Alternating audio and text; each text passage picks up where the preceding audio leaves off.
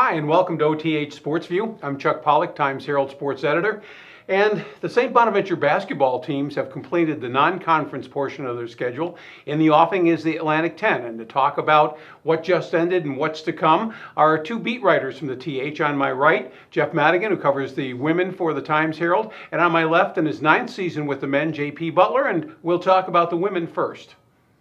Jeff, the Bonner women completed their non-conference schedule with a 5-7 record. Yep. When we last met, they were heading into a game with Buffalo, undefeated, highly rated team, and lost pretty convincingly, but there were some good things to be taken from that before they head into the Atlantic 10 season. Yeah, they lost by 21 points, and it was a 9-point game at halftime, so they were right there with an undefeated Buffalo team out of the MAC that's probably going to go to the NCAA tournament, if not the NCAA tournament, then the WNIT for sure. That's a really, really good UB basketball team that's going to finish probably with 5 losses when the season ends. They're going to roll through the MAC conference big time. But like I said, 9-point game at halftime. They were right there. And the sad thing is with this team, because we looked it up, the biggest deficit they've overcome in a win this year is 4 points.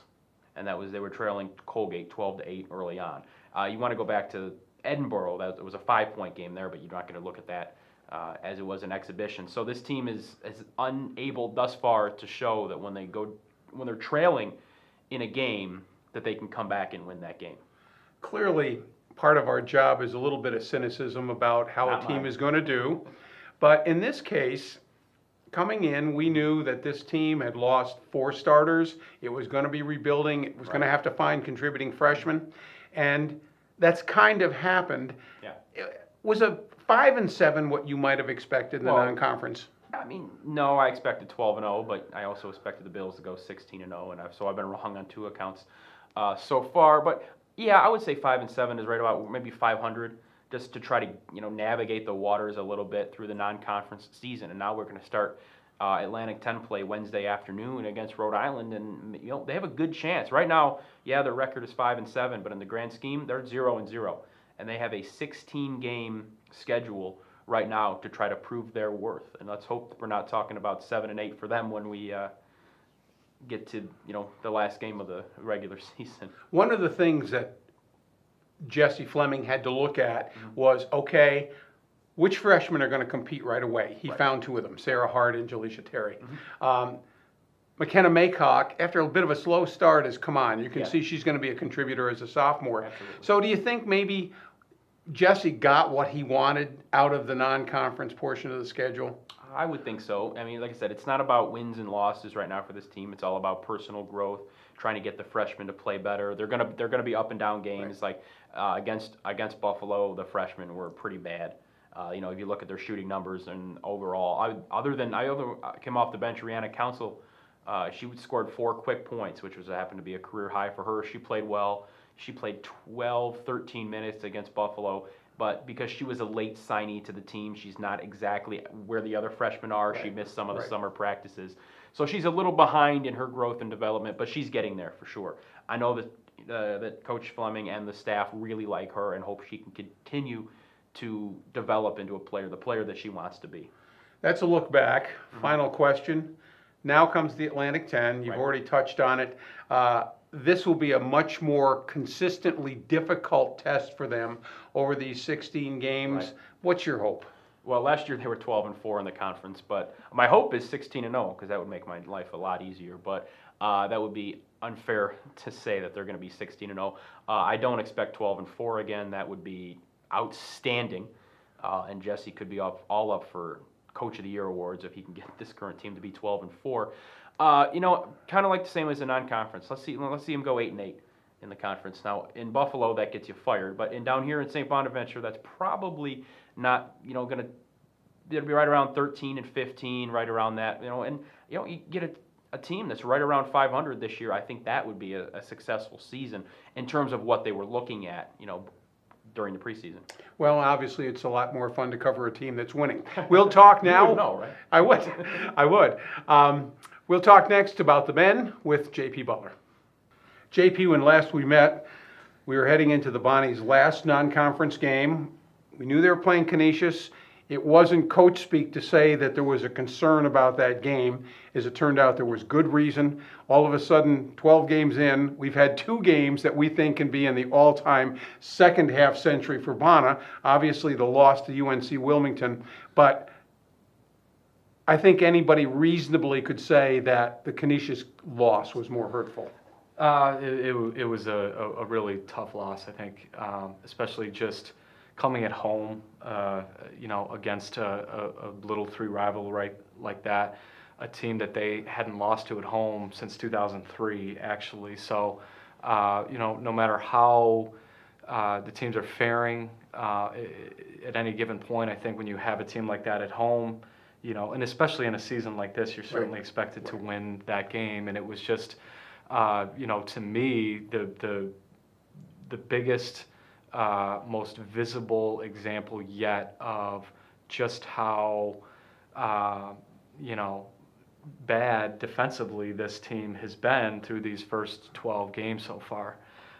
And so, now we have a situation here where I've been telling people over the last couple of days since that Canisius game, so far from what we've seen in the non-conference, this is probably the best offensive Bonna team I've ever covered in 9 years of doing this so far. Sure. And it's probably the worst defensive team to this point that I've ever covered so far. I mean, Bonna is right up there in every offensive category in the league.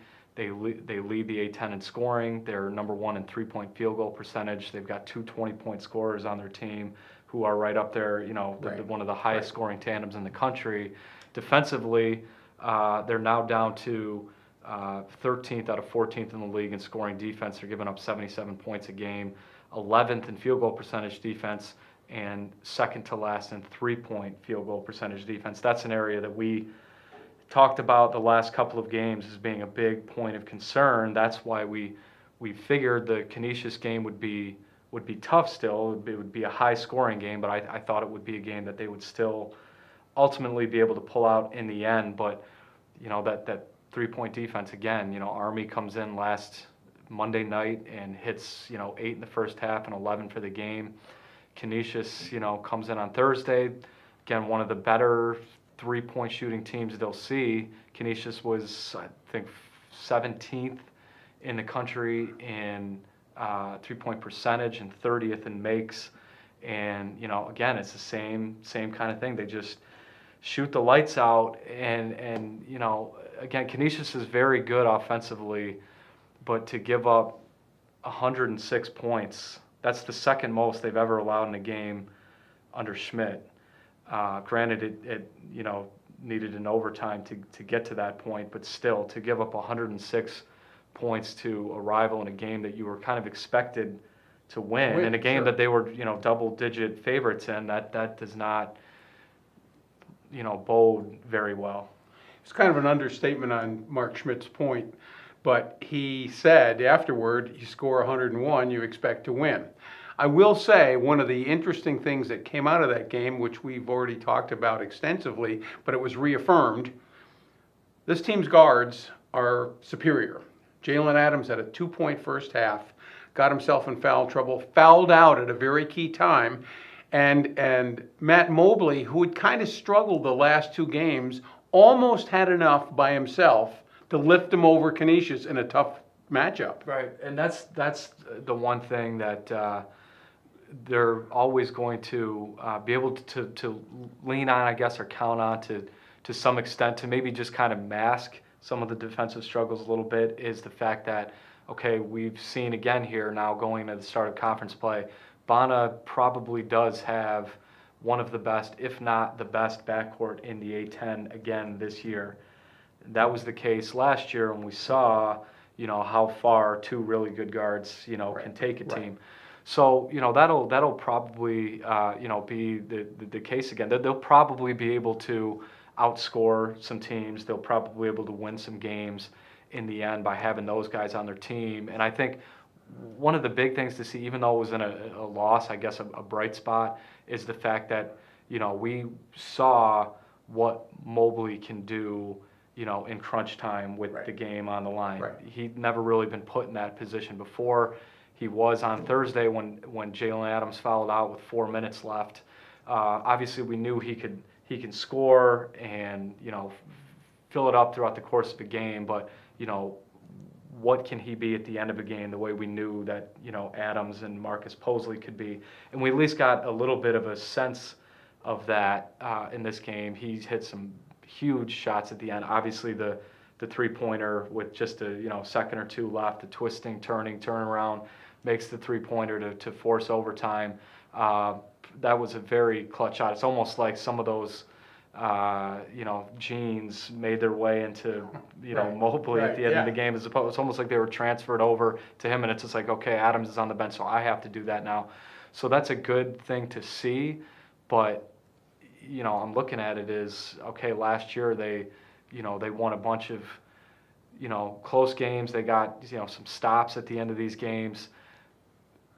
Will they be able to win as many of those this year with the defense playing the way it is now? That's something that is just going to absolutely have to be better if they're going to give themselves an opportunity to win some of the games that they did last year. Speaking of that shot that Mobley made at the end of regulation, I'll give a shout out to our producer, Bob Clark, because so often photographers aren't in a position to get a shot of the shot that at least it temporarily decided the game. But it was outstanding to see that. It was such a remarkable shot, and to have that in our paper was pretty cool.